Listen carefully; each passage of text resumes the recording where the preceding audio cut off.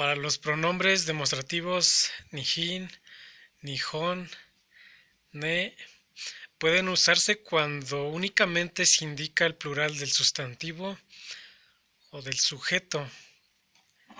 Por ejemplo, nijin teme tikinolinia, estas piedras las mueves.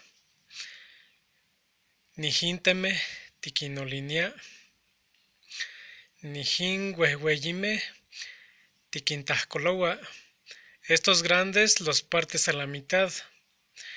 Nijin huehueyime tikintajkolowa, nijón koneme tikinhuika, esos niños los llevas.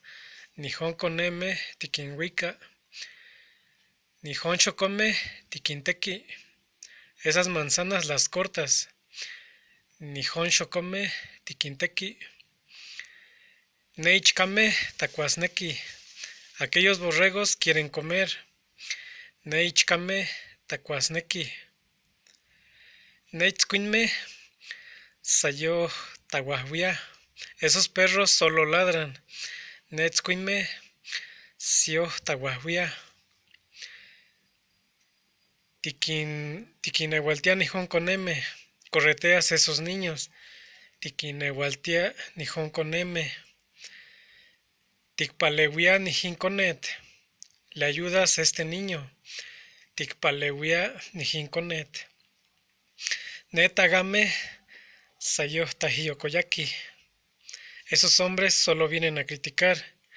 Netagame sayo tajiyokoyaki, nijin teme tikinolinia, nijin huehueyime tikintajkolowa, nijón koneme tikinhuika, nijón xokome tikinteki, neichkame takuasneki, neitzkuinme sayo taguahuia, tikinehualtia nijón koneme,